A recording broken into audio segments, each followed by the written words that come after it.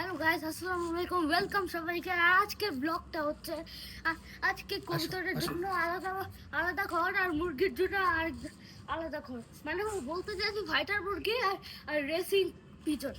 Okay guys, দেখো আমাদের বাড়িটা বানিয়ে দিচ্ছে।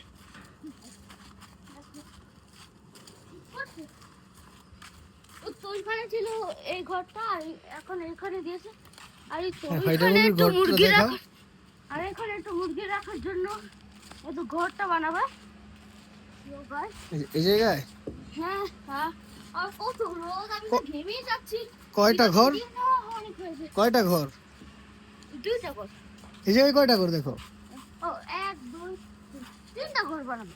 হ্যাঁ ওকে, হ্যাঁ, সেটা দিয়ে দাও। তো গাইস একটু তত করে একটু পুরো ছাদটা দেখিয়ে দিই। হুম, চারিদিকে একটু সবাই জামা কাপড় রাখে। হুম, এই বাবা, এখানে ঘাস। হ্যাঁ, বলো।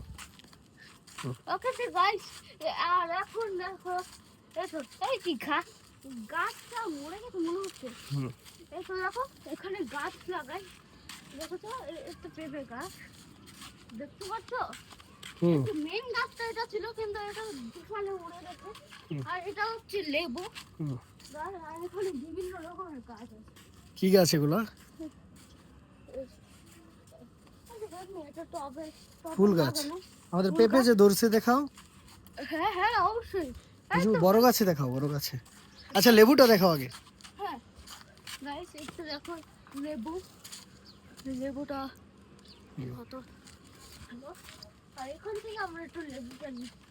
আর দেখো, পেঁপে একটু ছোট ছোট উঠেছে, হ্যাঁ, অবশ্যই বড় পেঁপে দেখাও। বড় হয়ে গেছে। এই যে বড় পেঁপে। হ্যাঁ এই গাইস, যে আমাদের বড়ই গাছ। দেখো বড়ই গাছে ফুল এসেছে। ফুল। আর একটু দেখো, পেঁপে বড় হয়ে গেছে পেঁপে। ইয়েস গাইস, তুমি অবশ্যই লাইক করো আর সাবস্ক্রাইব করো, হ্যাঁ। আর কমেন্টে বলো কেমন